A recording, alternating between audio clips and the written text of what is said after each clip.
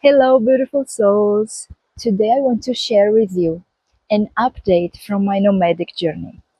What it really means to live as a nomad, and why I chose this path, and why I feel that it's not only perfect for me personally, but also it is something which is deeply aligned with the energy of our times. And I will also talk about some of the biggest challenges I've faced and sometimes still face, and why this lifestyle feels like a powerful response to the current shift in the collective consciousness. So, there are huge energetic transformations happening in the universe right now, and the stars are kind of aligning in ways that we haven't seen for like centuries.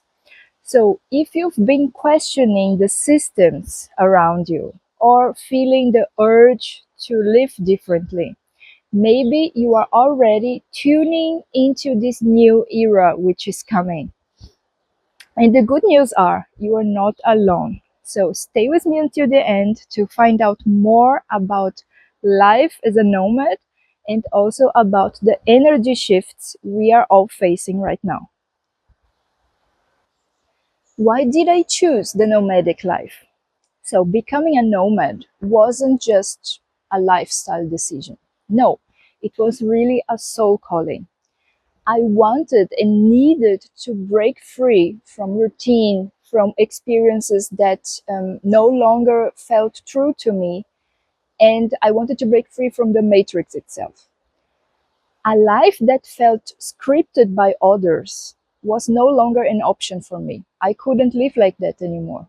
So I really needed to breathe, to expand, to live in full alignment with my soul plan.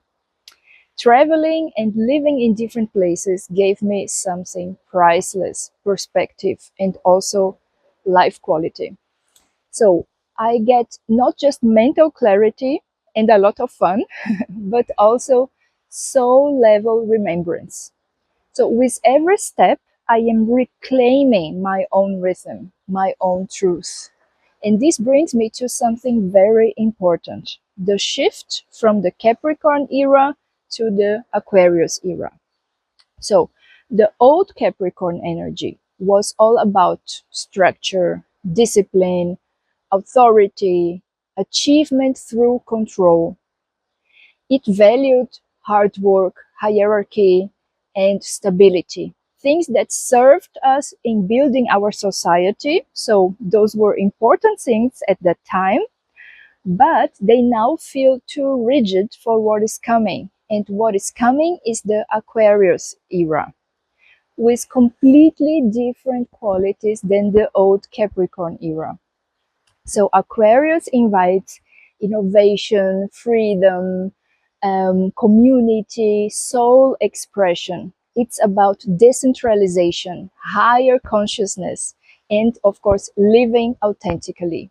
Not by the rules of the system, but by the wisdom of your spirit.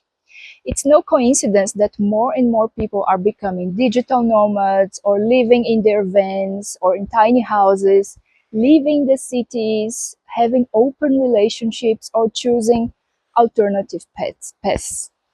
So, this is not a trend, this is really a shift in the collective consciousness. So, what about work and finances? Yes, living as a nomad brings challenges, especially around stability and income. But what I've learned in this is that when you align with your truth, abundance flows to you. I've stopped chasing security in my life and I started co creating with life. So, my main income comes from my online shamanic sessions and from my presential workshops and retreats. And I'm very grateful for that. So, work flows through my gifts, through healing sessions, through my YouTube channel, through sharing my medicine with the world. And money comes to me in waves, just like the ocean or the wind. And I've learned to trust the rhythm instead of resisting it.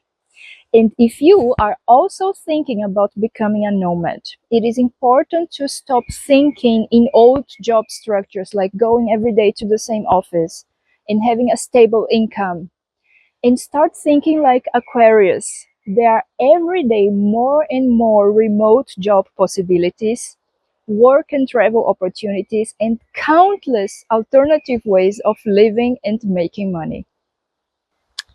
And what about love and relationships? So I often get the question, Lumi, can you really build a relationship while being a nomad? And the answer is yes, you can. Of course, it's not always easy, but any kind of relationship is not always easy, right? Even if you live in the same city. So relationships are like mirrors. And when you constantly move from place to place, it requires even deeper honesty and presence from both people. And it has to be a meeting from soul to soul. And you also learn to cherish your time together even more, and you don't take it for granted. If the person you love is also a nomad, it is of course much easier to combine your destinations and spend most of the time with each other. And if you live nomadically, you will anyway meet a lot of other nomads on the way. But for me personally, it is super possible to build a deep and meaningful relationship with someone who is not a nomad. It is for me important though that the person has some kind of freedom, like long vacation times or the possibility to work remotely sometimes, so that we can travel together.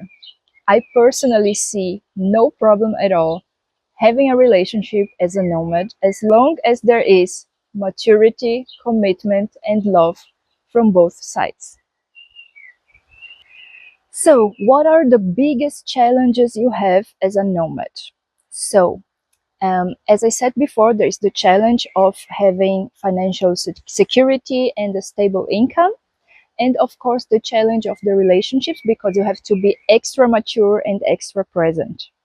And other than that, there are some smaller challenges which might sound silly, but they aren't when you live a longer time as a nomad. Some examples are, I don't have a home to go back to. So I see other people in the beautiful places where I live. They always ask me, but when are you going home? And I'm like, I don't have a home to go back to. This is right now my home. Yeah. And I also don't have a bed to go back to. Like, I don't have my own bed. So the bed I have is the bed that is there in the place where I'm living. And I don't have the luxury to think like, okay, this bed here is not very comfortable, but when I'm home, then I will have my super comfy bed again. No, that's not the case. And of course, shopping gets so restricted because I'm not allowed just to buy nice things that I see in the stores because I don't have my apartment. Like, I don't have an apartment and I don't have a wardrobe. So I live from the things in my luggage. And whenever, for example, some clothes are not wearable anymore, then I'm allowed to buy something new. But otherwise, that's it. So, despite all these challenges, I'm very grateful to live in this lifestyle and to share all my experiences with you.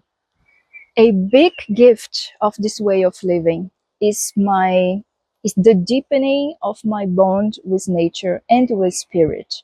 So each place I stay has its own energy, its own teachings. In every different place I stay, I connect with a different part of myself in a way which would not be possible by just going on vacation sometimes. So I love how every place reflects a different part of myself and allows me to see it and connect with it. I drum under the stars, I listen to the wind, I sleep close to the earth, I live at beaches, in the mountains, in the jungle. So this lifestyle strips away distractions and brings me back to my essence. And for me, it's not really about being on the road.